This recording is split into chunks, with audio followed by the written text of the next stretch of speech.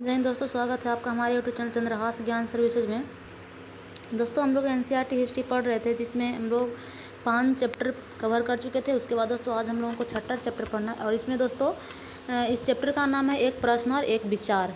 और इस चैप्टर में दोस्तों मुख्य रूप से हम लोगों को बुद्ध और जैन धर्म की कहानियाँ पढ़नी है। तो आइए हम लोग देख लेते हैं। बस ये 2 लोगों का कहानियाँ है, इसमें 2 धर्म है मुख्य रूप से।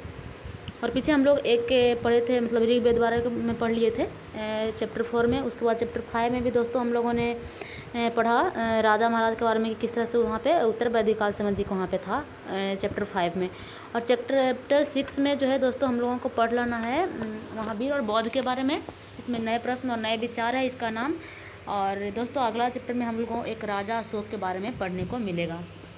तो यहाँ पे जान लेते हैं कि क्या है नए प्रश्न और नए विचार। दोस्तों इसमें एक लड़की है अनघा लड़की है दोस्तों। ये पहली बार अपनी विद्यालय की ओर से सैर पर जा रही है, मतलब कि घूमने टहलने के लिए इसके टीचर लोग जो है लेकर के जा रहे हैं कि चलो हम लोग जो है एक बार सैर होकर के आते हैं। इसके लिए उसके देर रात पुणे से वाराणसी की ट्रेन पकड़ी।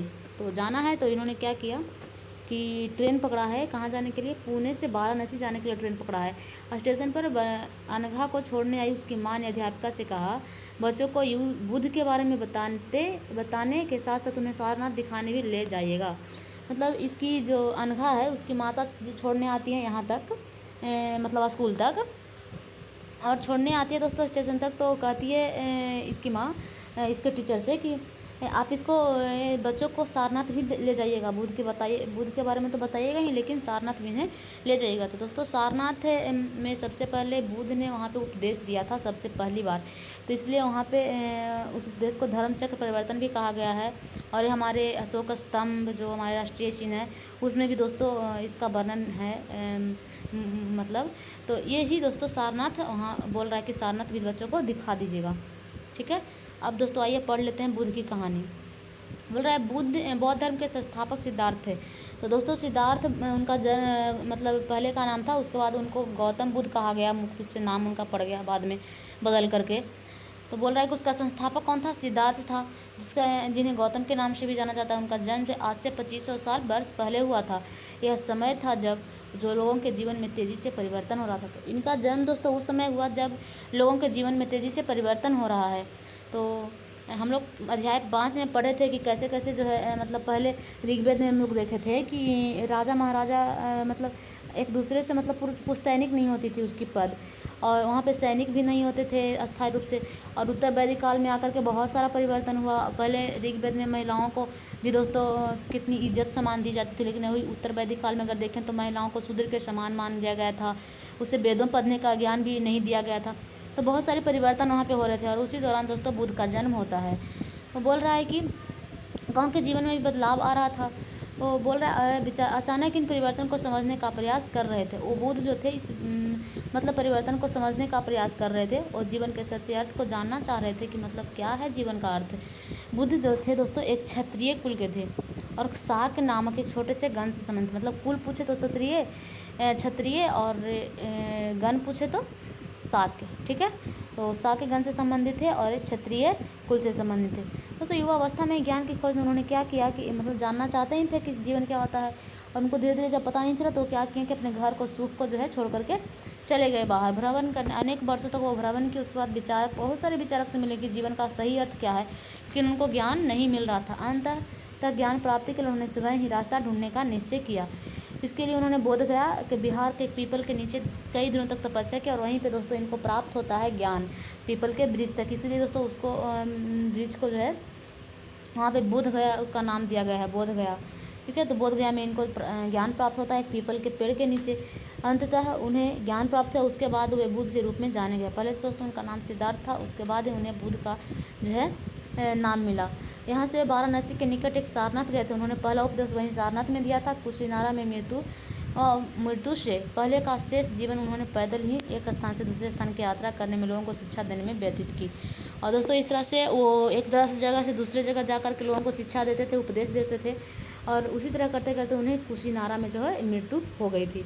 ठीक है, तो जन्म हुआ कहाँ, जन्म दोस्तों यहाँ क्षत्रिय कुल में शाक्य गणराज में हुआ।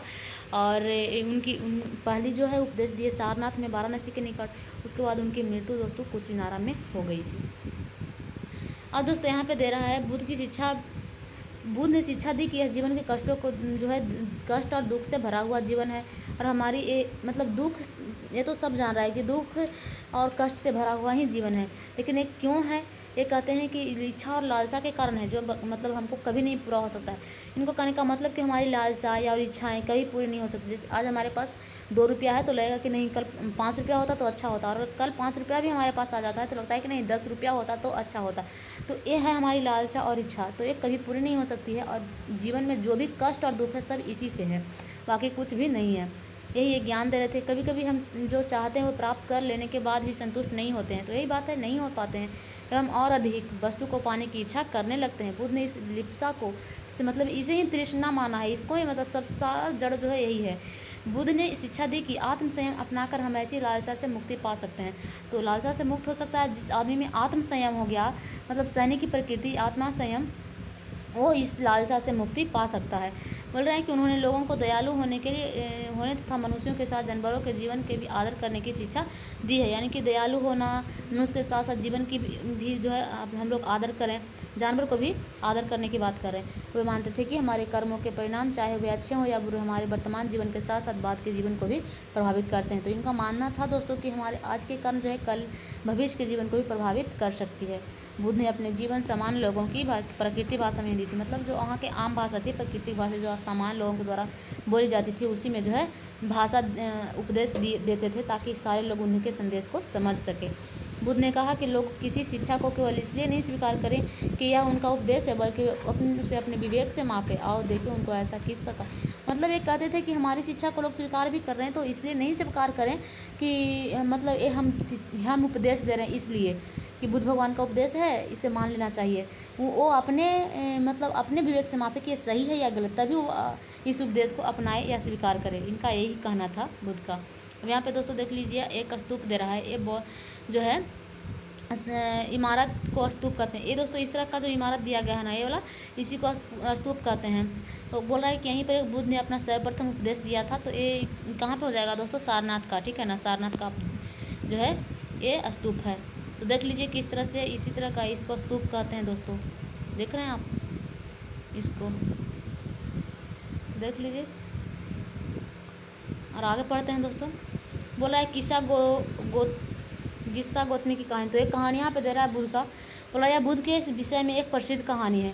एक समय की बात है, किसा गौतमी नाम की स्त्री का पुत्र मर गया था। मतलब किसा गौतमी एक औरत का नाम है, उसका पुत्र की जो है मृत्यु हो गई थी। तो वो बहुत दुखी थी और अपने बच्चे को गोद में लिए नगर के सड़कों पर घूम घूम कर लोगों की प्रार्थना, मतलब अपने मरे हुए पुत्र को गोद में लिए हुए है और सड़क पर जो है प्रार्थना कर रही है कि इसको कैसे भी जीवित कर दिया जाए, ठीक है ना। तो बहुत दुखी और बहुत चिल्ला रही है, बिलक रही है कि नहीं मेरे पुत्र को कोई जीवित कर दे किसी भी तरह से।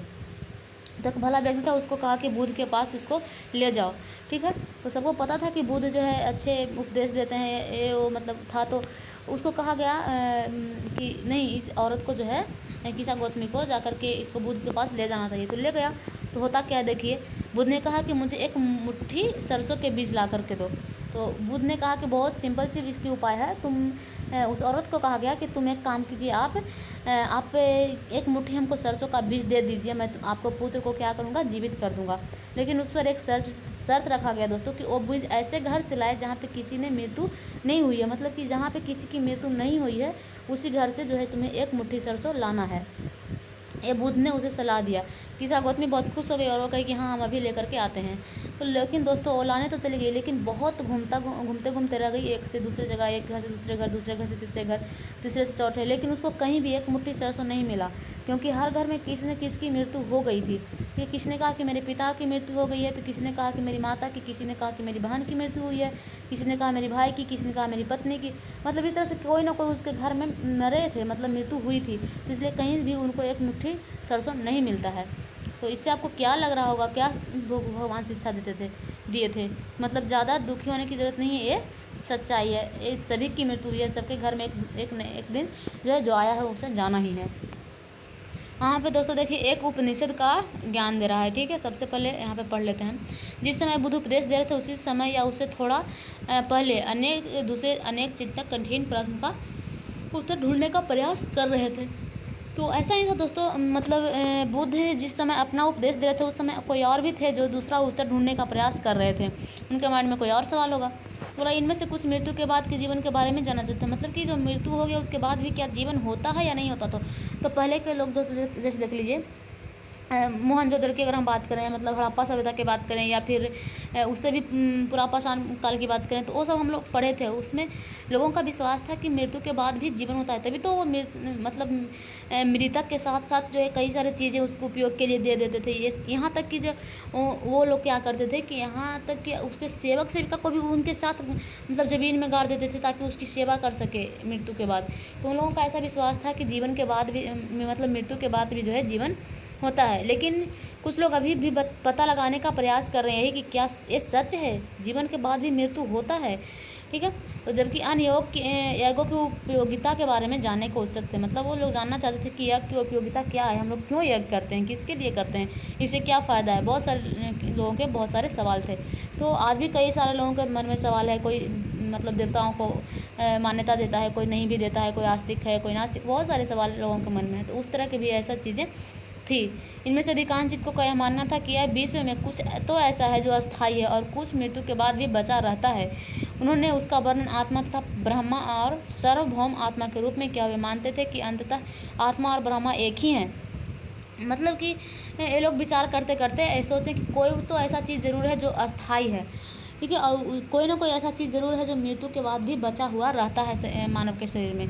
ठीक है, तो फिर उसको बोलें कि नहीं वो आत्मा है, आत्मा कभी मरता नहीं है, आत्मा और ब्रह्मा एक ही हैं। जीवन मतलब शरीर का सारा शरीर जो है मृत्यु हो जाता है बेहोशी टाइप में, लेकिन आत्मा वहाँ पे क्या रहती है, जीवित रहती है, आत्मा कभी मरती नहीं है। इस निष्कर्ष पर लोग पहुँचे थे।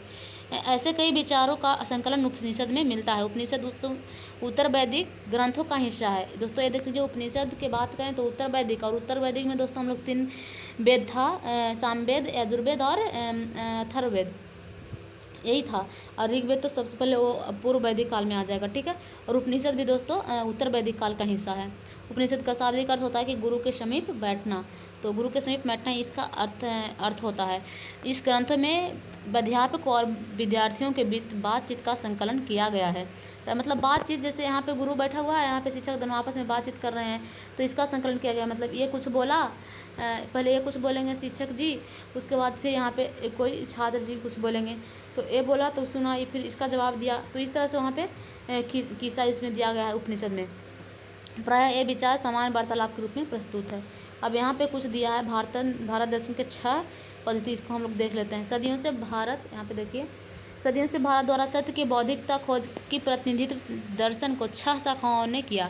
ये वैशेषिक, न्याय, सांख्य, योग, पूर्व मीमांसा, वेदांग या उत्तर मीमांसा के नाम से जाने जाते हैं। दर्शन के इन 6 पद्धतियों की स्थापना क्रमशः ऋषि कनद, गौतम, कपिल, पतंजलि, जैमिनी और व्यास द्वारा की गई मानी जाती है, जो आज के देश में बौद्धिक चर्चा को दिशा देता है। तो दोस्तों ये 6 प्रकार के पद्धति मानने का ये लोग स्थापना किए थे मिल करके। ऋषि कनद थे, गौतम थे, और कपिल, पतंजलि, जैमिनी, व्यास, ये सारे लोग मिल करके वहाँ पे 6 मनाए थे। मतलब संस्थापक ना किए थे 6 शाखा। उसमें वैशेषिक है, न्याय है, सांख्य, योग, पूर्व मीमांसा और उत्तर मीमांसा, इतने सारे हैं। जो आज दोस्तों आज का है कि बौद्धिक चर्चा इस दिशा में देता है। जर्मन मूल में ब्रिटिश भारतीय फ्रेडरिक मैक्स मुलर के अनुसार दर्शन में इन 6 शाखाओं को विकास कई पीढ़ियों के दौरान व्यक्तिगत विचारों के योगदान से हुआ है।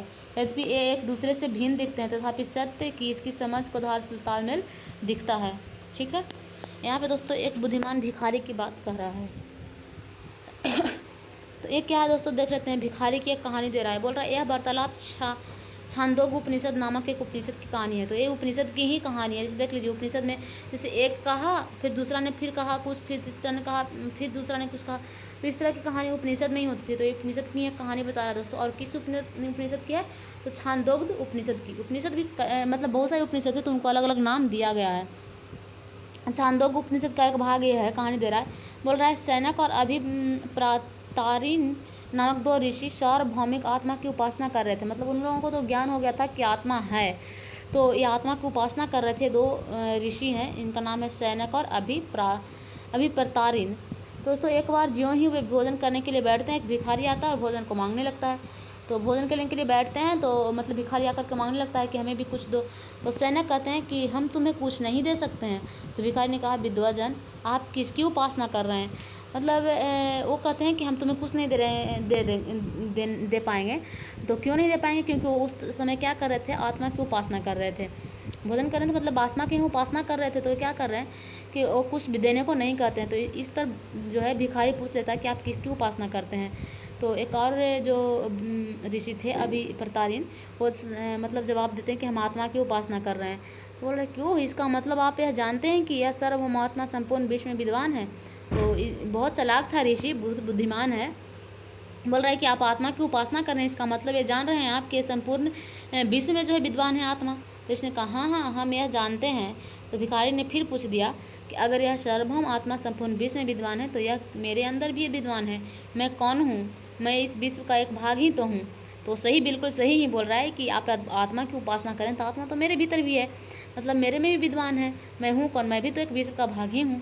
तो वहाँ पे वो ब्राह्मण जो है बोलते हैं कि तुम सच ही बोल रहे हो, इसलिए ऋषियों ने मुझे भोजन न देकर आप उस सार्वभौम आत्मा को, मतलब ऋषि भी बोल रहा है भिखारी कि आप हमें भोजन नहीं दे रहे हैं तो आप आत्मा का क्या कर रहे हैं? आत्मा को भोजन देने से मना कर रहे हैं। तो फिर ये जान करके ऋषि उसको भोजन दे देता है। ठीक है, तो भिखारी बहुत चालाक था दोस्तों, सोच लीजिए ये कहानी बनाई गई है। ठीक है, यहाँ पे दोस्तों आगे पढ़ते हैं। इन चर्चाओं में भाग लेने वाले अधिकांश पुरुष महापुरुष और राजा होते थे। कभी कभी गार्गी जैसी स्त्रियां विचारक भी उल्लेख मिलता है।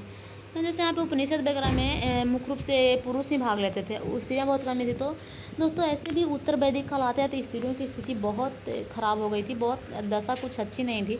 तो स्त्री को वहाँ पे देखिए जैसे वेद पढ़ने का भी ज्ञान नहीं था, अनुष्ठान का भी ज्ञान नहीं था, तो काफ़ी स्थिति वहाँ पे स्त्रियों की ख़राब हो गई थी। तो स्त्री बहुत कम ही था, लेकिन फिर भी कभी कभी कोई स्त्री ऐसा थी जिद्दी टाइप का कि नहीं हम मतलब करेंगे, तुम कितना भी कुछ करो। तो उस टाइप के थी। जैसे गार्गी मिलती है दोस्तों, गार्गी स्त्री बहुत प्रसिद्ध है, ये स्त्री विचारक में है। विद्वता के लिए प्रसिद्ध गार्गी राज दरबारों में होने वाले बाल विवाद में भाग लिया करती थी।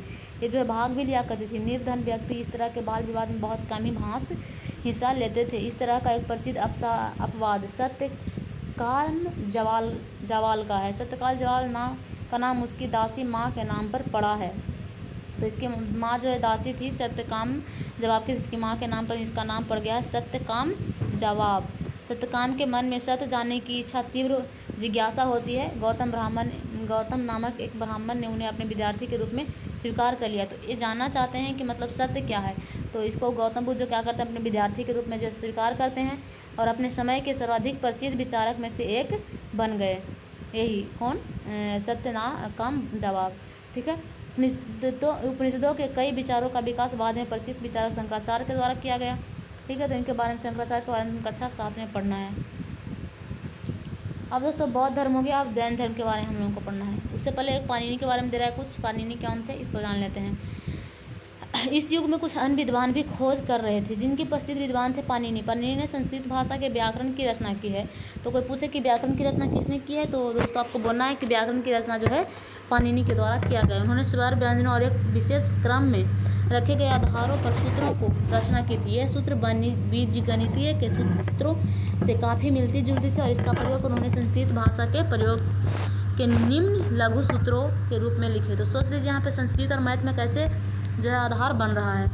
ठीक है, तो व्याकरण की रचना दोस्तों पाणिनि के द्वारा किया गया था। अब यहाँ पे दोस्तों देखते हैं जैन धर्म के बारे में। इस युग के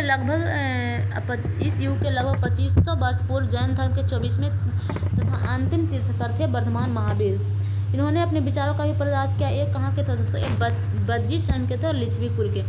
दोस्तों अगर हम बात करें बौद्ध की, तो वो जो थे वो शाक्य गणराज्य के थे और क्षत्रिय कुल के थे। लेकिन ये लिच्छवी कुल के क्षत्रिय राजकुमार ये भी हैं और ये कहाँ के हैं? बजी के हैं। इस संघ के विषय में हम पास में पढ़ चुके हैं बजी के बारे में। ठीक है, उसकी राजधानी कहाँ थी दोस्तों? तो बजी की राजधानी वैशाली थी। ठीक है ना दोस्तों। 30 वर्ष के बाद इन्होंने घर छोड़ दिया था। 30 वर्ष क्या ही में घर छोड़ दिया, लेकिन इनको मतलब जंगल में भटकना पड़ा और शिक्षा दोस्त कुछ दिन बाद मिला था। 12 वर्ष के बाद उन्होंने अपने एकांत जीवन व्यतीत किया। उसके बाद इनको ज्ञान प्राप्त हुआ। तो 30 वर्ष की आयु में घर छोड़ दिया था और उसके बाद दोस्तों इनको उसके बाद 12 साल के बाद शिक्षा प्राप्त हो गया महावीर जैन को। इनकी शिक्षा सरल थी। सत्य जानने की इच्छा रखने वाले प्रत्येक स्त्री व पुरुष को अपना घर छोड़ देना चाहिए। मतलब इनकी शिक्षा थी, जैसे देखिए बुद्ध जी ने शिक्षा दिया कि हमारे जीवन जो है कष्ट और दुखों से भरा है, जिसकी मुख्य कारण हम लोगों को क्या है, इच्छा और लालसा। और ये कह रहे थे कि अगर सत्य किसी को जानना है तो इनको सीधा सा ज्ञान था कि सत्य किसी को भी सत्य जानना है तो उसे अपना घर छोड़ना होगा। उन्हें अहिंसा के नियमों का कड़ाई से पालन करना होगा, अर्थात किसी भी जीव को न कष्ट दे और न ही कष्ट देना चाहिए। मतलब इनका कहना था कि उनको अहिंसा का पालन करना चाहिए, कोई भी जीव को कष्ट नहीं दे और नहीं उसकी हत्या की जाए। महावीर का कहना था कि सभी जीव जीना चाहते हैं, सजीव के लिए जीवन प्रिय है। मतलब सभी जीव जीना चाहते हैं, सभी के लिए तो जीवन प्रिय ही है। महावीर ने अपनी शिक्षा प्रकृति में दी थी। यह कारण है कि साधारण जन भी उनके तथा उनके अनुयायियों की शिक्षाओं को समझ सके। देश के अलग अलग हिस्सों में प्रकृति के अलग अलग रूप प्रचलित है। प्रचलन क्षेत्र के आधार पर ही उसके अलग अलग नाम भी है। मगध में बोली जाने वाली प्रकृति जो थी मगधी कहलाती थी। तो दोस्तों इनका कहना था, जैसे कि कोई भी, इनका कहना था जैन धर्म में जो शिक्षा थी वो कहना था कि किसी भी लोगों को जो है हत्या ना किया जाए, मतलब कष्ट ना पहुंचाया जाए। और इस तरह का शिक्षा यहाँ पे था, मतलब कष्ट बिल्कुल भी नहीं पहुंचाया जाए। सब व्यक्ति जो है जीना चाहते हैं, जीने की इच्छा रखते हैं। और किसी को अगर सत्य छोड़ना है तो सत्य मतलब जानना है तो उसको घर को त्यागना होगा।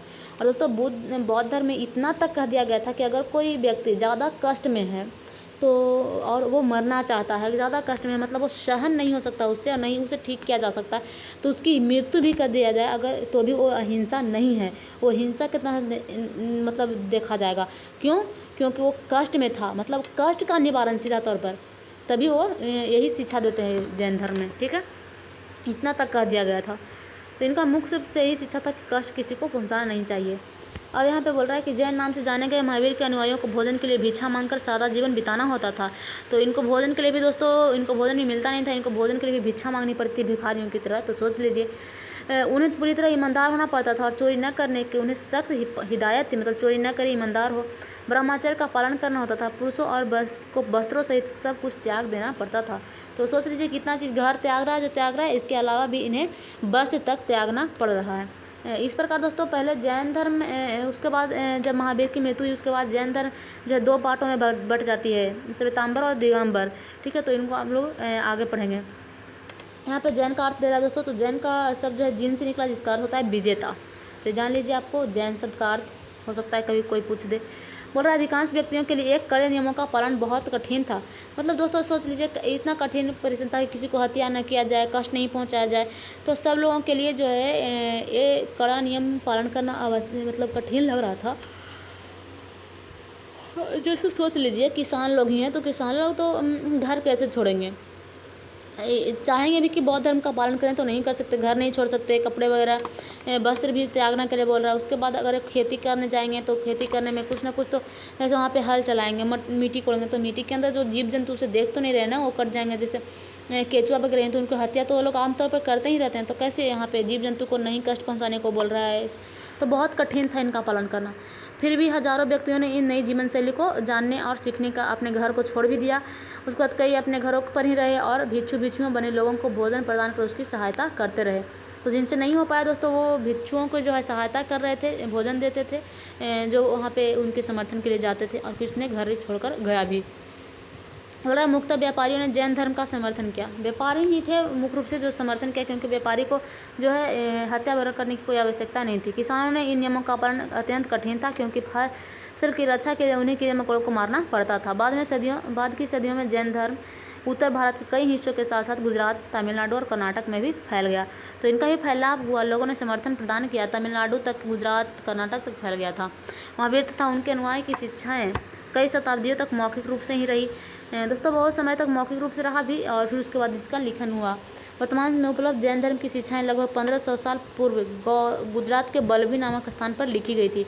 तो इनका सोच लीजिए आज से 1500 वर्ष पूर्व ही इसका लेखन शैली हुआ है, काफ़ी समय तक मौखिक ही था। अब यहाँ पे दोस्तों संघ के बारे में जान लेते हैं थोड़ा सा कि संघ क्या होता है। ठीक है दोस्तों, महावीर और बुद्ध दोनों का ही मानना था कि घर त्यागना ही सच्चा ज्ञान की प्राप्ति हो सकता है। जब तक कोई घर नहीं त्यागेगा, सच्चा ज्ञान उसकी प्राप्त नहीं हो सकता। ऐसे लोगों के लिए उन्होंने संघ नामक संगठन बनाया था। तो संघ एक बनाया कि उस संघ में आकर के लोग रह सकते हैं अपना घर छोड़ करके। अब किसी के लिए सवाल है ना कि घर तो हम छोड़ देंगे शिक्षा पाने के लिए, लेकिन फिर हम मतलब कहाँ रहेंगे, कैसे रहेंगे। तो उसके लिए उन्होंने क्या किया कि एक संघ बनाया। संघ में रहने वाले बौद्ध भिक्षुओं के लिए बनाए गए नियम विनय पिटक ग्रंथ में मिलते हैं। तो बौद्ध भिक्षु जो भी थे उनको विनय पिटक नामक एक ग्रंथ है, उसमें मिलता है कि किस तरह से वहाँ पे व्यवस्था की गई थी। विनय पिटक में हमें पता चलता है कि संघ में पुरुष और स्त्री दोनों की रहने की अलग अलग व्यवस्था की गई थी, यानी स्त्री भी रह सकता है और पुरुष भी रह सकता है। तो देख लीजिए थोड़ा सा इन्होंने स्त्रियों को भी थोड़ा बहाव वगैरह दिया है, जगह दिया है। नहीं तो उत्तर वैदिक काल में स्त्रियों की स्थिति तो ऐसी थी कि मतलब वहाँ पे वो लोग को शूद्र के समान समझा जा रहा था। सभी व्यक्ति इस संघ में प्रवेश ले सकते थे। हालांकि संघ में प्रवेश के लिए बच्चों को अपने माता पिता से, दासों को अपने स्वामी से, राजा के यहाँ काम करने वाले लोगों को राजा से और कर्जदार को अपने देनदारों से अनुमति लेनी होती थी। एक स्त्री को उसके लिए अपने पति से अनुमति लेनी होती थी। तो वो बिना अनुमति के नहीं जा सकते थे, सब अपने अपने लोगों से अनुमति ही लेकर के जहाँ पे प्रवेश कर सकते थे। संघ में प्रवेश लेने वाली स्त्री बहुत सादा जीवन जीते थे और अपना अधिकांश समय ध्यान करने में बिताते थे। तो वो लोग बहुत सादा जीवन जीते थे और ध्यान करना ही उन लोगों का मुख्य रूप से काम था। दिन में एक निश्चित समय से वे शहरों और घरों से बाहर भिक्षा मांगने के लिए जाते थे। मतलब समय निश्चित कर दिया गया था कि इतना देर हम लोग भिक्षा मांगेंगे, फिर इतना दिन आकर के क्या करेंगे, अपना जो है ध्यान करेंगे प्रभु का। यही कारण है कि उन्हें भिक्षु भिक्षुओं, साधु भिखारी के लिए प्राकृतिक शब्द कहा गया। वे आम लोगों की शिक्षा देते थे और साथ ही एक दूसरे की सहायता भी करते थे। तो शिक्षा दिए, सहायता किए, सब कुछ किए। किसी तरह की आपसी लड़ाई का निपटारा करने के लिए वे प्रायः बैठक भी किया करते थे। मतलब आपसी लड़ाई कोई बातचीत से हो गया जाता था तो उसके निपटारा के लिए लोग बैठक बैठाते थे सबको मिल करके। संघ में प्रवेश लेने वाले ब्राह्मण, क्षत्रिय, व्यापारी, मजदूर, नाई, गणिकाएँ और दास भी शामिल होते थे। तो कोई भी लोग छूटे हुए नहीं थे, सारे लोग वहाँ पे शामिल हो सकते थे। ब्राह्मण हो गया, क्षत्रिय, व्यापारी, मजदूर, नाई, सारे लोग। नाई मतलब समझ रहे हैं, नाई वही जो मतलब कि क्या नौवा जिसको कहते हैं सीधा तौर पर, दास थे, गणिका थे, सब लोग जो वहाँ पे भाग ले सकते थे। दोस्तों कुछ लोगों ने संघ ने अपने जीवन को विशेष से सुंदर कविताओं की रचना की। तो वहाँ पे रहते रहते बहुत लोगों ने कविताएं की भी रचना कर दी थी। ठीक है, यहाँ पे दोस्तों एक देखिए पहाड़ी को काट करके एक गुफा बनाया गया है। एक कार्ले गुफा महाराष्ट्र में है। यहाँ पे दोस्तों शरण लेते थे भिक्षु भिक्षुओं। तो देखिए एक कार्ले गुफा का फिगर दे रहा है यहाँ पे, ये यही है दोस्तों कार्ले गुफा, देख लीजिए ये महाराष्ट्र में है फिलहाल, आप लोग देख सकते हैं जा कर के। बोल रहा है बिहार के बारे में, बोल रहा है बिहार क्या होता है। बिहार अभी जो हमारा राज्य का नाम है बिहार, और यहाँ पे बिहार तो इसी से निकल करके आया बिहार और राज्य का नाम पड़ गया बिहार। बोल रहा है जैन और बौद्ध भिक्षु पूरे साल एक स्थान से दूसरे स्थान पर घूमते हुए उपदेश दिया करते थे। केवल वर्षा ऋतु में जब यात्रा करना कठिन हो जाता था तो वे एक स्थान पर ही क्या करते थे, निवास करने लगते थे। ऐसे समय में वो अपने अनुयायियों द्वारा अवधान में बनाए गए अस्थायी निवासों को अथवा पहाड़ी क्षेत्रों को प्राकृतिक गुफा में रहते थे। जैसे जैसे समय बीतता गया भिक्षु भिक्षुओं ने समय और उसके समर्थकों के लिए अपने और अस्थायी शरण स्थल की आवश्यकता का अनुभव किया। मतलब पहले अस्थायी रूप से उनका शरण स्थल होता था कि अभी टहल रहे अचानक से बारिश वगैरह का मौसम हुआ तो अस्थायी रूप से वहाँ पे कुछ दिन के लिए जंगलों में ठहर गए, मतलब अपना झोपड़ा झोपड़ी बना करके, और फिर वहाँ से चले तो वो उसको छोड़ दिए। तो फिर पहले ऐसा नहीं था, लेकिन फिर धीरे धीरे करते करके इनको लगा कि नहीं हमें अस्थायी शरण स्थल बना देना चाहिए। तो जो अस्थायी रूप से शरण स्थल बना दोस्तों उन्हीं को कहा गया बिहार। ठीक है, जिनमें जो है बौद्ध और जैन भिक्षु भिक्षु जा कर के रहते थे। आरंभिक बिहार लकड़ी के बनाए गए थे। मतलब जो पहले बनाए गए थे वो लकड़ी के थे, फिर बाद में धीरे धीरे करके इनको बनाने के लिए ईंटा का प्रयोग भी होने लगा।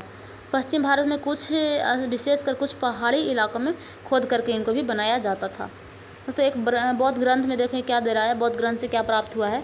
जिस तरह महासागरों से मिलने पर नदियों की अलग अलग पहचान समाप्त हो जाती है, उसी तरह बुद्ध के अनुयायी जब भिक्षुओं को श्रेणी में प्रवेश करते तो अपना वर्ण धर्म और विचार सब लोग क्या करते थे, त्याग देते थे। तो बहुत अच्छी बात है, वो लोग वर्ण धर्म पर ज्ञान नहीं देते थे कि ये कौन सा वर्ण का है या कौन सा श्रेणी का है, कौन से परिवार से आ रहा है। वहाँ पर जा करके वो उसी की तरह भिक्षु भिक्षु हो गए थे। उसके बाद उसका कोई भी धर्म और श्रेणी नहीं बच जाता था। बोल रहा है प्रायः किसी भी धनी व्यापारी, राजा हो या भूस्वामी हो, दान में दी गई भूमि पर बिहार का निर्माण होता था। तो बिहार का निर्माण कहाँ पे करवाया जाता था, तो जो भी राजा भूस्वामी जो दान देते थे उन भूमि पर जो बिहार का निर्माण होता था। स्थानीय व्यक्ति भिक्षु भिक्षुओं के लिए भोजन लेकर के जाते थे, वस्त्र और दवाइयाँ भी लेकर के वहाँ पे जाते थे बिहार में। मतलब जानते थे कि अब बिहार इनका अस्थायी निवास हो गया है तो वहाँ पे ही ये लोग होंगे। तो लोग आसपास के जो मतलब नगर के लोग थे उनको भोजन वस्त्र ये सब जा करके देना शुरू कर लिए थे। जो मतलब उन लोगों को ये लोग क्या करते थे, बदले में बिच्छू बिच्छू शिक्षा देते थे। ठीक है। आगे आगे आगे आने वाली शताब्दियों में बौद्ध धर्म उपमहाद्वीप के विभिन्न भागों में के साथ साथ बाहरी क्षेत्रों में भी फैल गया। तो बाहरी क्षेत्र में भी दोस्तों देखिए बुद्ध क्षेत्र का जो है प्रसार हो गया। आश्रम व्यवस्था क्या है, तो ये देख लीजिए, आश्रम व्यवस्था बहुत लोकप्रिय है। 4 प्रकार के दोस्तों आश्रम व्यवस्था होती थी, ब्रह्मचर्य, गृहस्थ, वानप्रस्थ और संन्यास। यही 4 प्रकार के आश्रम व्यवस्था का प्रावधान था, जो देख लीजिए यहाँ पे दिया गया है। ब्रह्मचर्य है, गृहस्थ है, वानप्रस्थ और संन्यास। तो ब्रह्मचर्य दोस्तों होता था 0 से मतलब जब से जन्म लिया तब से 25 साल तक, उसके बाद फिर गृहस्थ है 25 से जाकर 50 साल तक, फिर 50 से 75 तक होता था वानप्रस्थ, और फिर उसके बाद जब तक 75 के बाद सन्यासी लोग करते थे कि उनकी मृत्यु न हो जाती है। तो ये थे 4 प्रकार से वर्ण बटे हुए थे दोस्तों। ब्राह्मण के अंतर्गत ब्राह्मण, क्षत्रिय और वैश्य से मतलब अपेक्षा की जाती थी कि इस चरण के दौरान वे सादा जीवन बिता करके वेदों का अध्ययन करेंगे। तो ब्रह्मचर्य जीवन में जो भी होते थे वो वेद का ज्ञान करते थे। फिर गृहस्थ में जाते थे तो विवाह करते थे और अपना गृहस्थी संभालते थे। फिर उसको जैसे वो महस्त्र में प्रवेश किए, उसके बाद उनको क्या होता था कि जंगल में जा कर के रहना पड़ता था, अपना घर छोड़ करके, और कुछ खोज ढूंढ करनी पड़ती थी। ठीक है। और उसके बाद क्या हुआ कि फिर वो सन्यासी करते थे। ठीक है, सब कुछ त्याग देते थे। आश्रम व्यवस्था में लोगों को अपने जीवन का कुछ हिस्सा ध्यान में लगाने का भी बल मिलता था। तो देखिए सन्यासी बनने के बाद उनको ध्यान में लगा ही है मन, तो बहुत मतलब सब कुछ जो है निश्चित तौर पर तय कर दिया गया था पहले ही कि तुमको इतना उम्र में ये करना है, इतना उम्र में ये करना है। प्रायः स्त्रियों को वेद पढ़ने की अनुमति नहीं थी। तो देख लीजिए अभी तक जो उत्तर वैदिक काल की बात चल रहा है, स्त्री को जो है वेद पढ़ने की अनुमति अभी तक नहीं है। उन्हें अपने पतियों द्वारा पालन किए गए आश्रमों का ही अनुसरण करना पड़ता था। तो जो उनके पति करते थे वो भी इनका करना पड़ता था, अपने से कुछ नहीं कर सकते थे। अब दोस्तों इतना ही चैप्टर था, ये ख़त्म होने वाला है। एक अन्यत्र पढ़ लेते हैं, अन्यत्र हम लोगों के लिए इम्पोर्टेंट होता है। इसमें दोस्तों ढूंढने का रहा ईरान, तो ईरान ज़्यादा नहीं, सऊदी अरब के आसपास ही होगा ईरान। तो आप लोग ढूंढ लीजिए अपने एटलस में ईरान को। वहाँ पे बोल रहा है कि एक जरथुस्त्र का पैगंबर है। ठीक है, ईरानी पैगंबर। तो पैगंबर साहब को जैन धर्म के होंगे। इनकी शिक्षाओं का संकलन जो एक ग्रंथ है जैन अवस्था, बहुत प्रसिद्ध ग्रंथ है दोस्तों जैन अवस्था। इसको याद रखिएगा आप लोग, अगर कॉपी कलम लेकर के बैठे हैं तो इनको नोट भी कर लीजिए, जैन अवस्था नाम। तो इनकी शिक्षा का ज्ञान जो जैन अवस्था में मिलता है। किनकी शिक्षा का ज्ञान? जरथुस्त्र ईरानी पैगंबर का। ठीक है, जरथुस्त्र याद रखिएगा आप लोग, जरथुस्त्र। बोला जैन अवस्था की भाषा और इसकी वर्णित रीति रिवाज वेदों के भाषा और रीति रिवाज से काफ़ी जो है मिलता जुलता है, सॉरी भिन्न नहीं है, मिलता जुलता है। और जरअस्तु का मूल शिक्षा का सूत्र है सद्विचार, सद्वचन और सत्का। मतलब कि सत्य मतलब सच बोलो, सच विचार, सच वचन और सच कार्य। ठीक है ना। हे ईश्वर, बल, सत्य प्रधानता और सद्विचार प्रदान कीजिए जिसके जरिए हम शांति बना सकें। 1000 से अधिक वर्षों तक जरथुस्त्रवाद ईरान का एक प्रमुख धर्म रहा। देख लीजिए इनके नाम पर, जरथुस्त्र के नाम पर एक जरथुस्त्रवाद एक धर्म का भी जो है यहाँ पे प्रक्रिया चली। बाद में कुछ जरथुस्त्रवादी ईरान ने आकर के गुजरात और महाराष्ट्र में जो है शरण ले लिए थे, और वे लोग आज के पारसियों के पूर्व हैं, मतलब पारसी बन गए। ठीक है ना, आकर के गुजरात और महाराष्ट्र के तट पर भारत में ही आ गए थे ईरान से। तो इस प्रकार से ये चैप्टर इतना ही था दोस्तों। अब यहाँ पर कुछ क्वेश्चंस दिया गया और ये सारे शब्द को तो आपको आज समझ में ही आ ही रहा होगा। ठीक है, और उसके बाद दोस्तों यहाँ पे कुछ क्वेश्चंस दिया है, इसको आप देख लीजिएगा। क्वेश्चंस हम नहीं देखते हैं ताकि आपको वीडियो काफ़ी बड़ा हो जाए, इसलिए 2 पार्ट में पढ़ाते तो कोई बात नहीं था दोस्तों। हम सोचते हैं एक चैप्टर को एक ही पार्ट में पढ़ा दिया जाए ताकि ठीक ठाक से आपको सब कुछ ध्यान में रहे। अब यहाँ पे दोस्तों देखिए कुछ तिथि उपनिषद का विचार जैन, महावीर और बौद्ध लगभग 2500 वर्ष पूर्व थे। और यहाँ पे जैन प्रथा का जो मतलब जैन का ग्रंथ का लेखन कला हुआ था, पहले तो मौखिक था, उसके बाद 1500 वर्ष पूर्व ही जो है लेखन शैली इनका किया गया था। ठीक है, तो पूछ रहा है महावीर के प्रमुख शिक्षाएँ क्या क्या थी, तो आपको पता होगा क्या क्या थी। मतलब बुद्ध और जैन के अलग अलग थी। महावीर की शिक्षा थी कि मतलब वो लोगों को कष्ट ना पहुँचाए, अहिंसा के तौर पर। तो किस चीज़ प्रकार से था, तो बुद्ध गया में ज्ञान प्राप्त था, तो वहाँ से ही बात वहाँ भी प्राप्त हुआ। तो देखिए आप लोग देख लीजिएगा, क्वेश्चन काफ़ी लंबा हो जाएगा वीडियो, इसलिए हम क्वेश्चंस को यहाँ पे छोड़ रहे हैं। ठीक है, तो ठीक है दोस्तों, अगर आपको वीडियो पसंद आती है तो लाइक शेयर कीजिए ताकि अधिक से अधिक लोगों तक पहुँच सुनिश्चित हो सके। जय हिंद दोस्तों।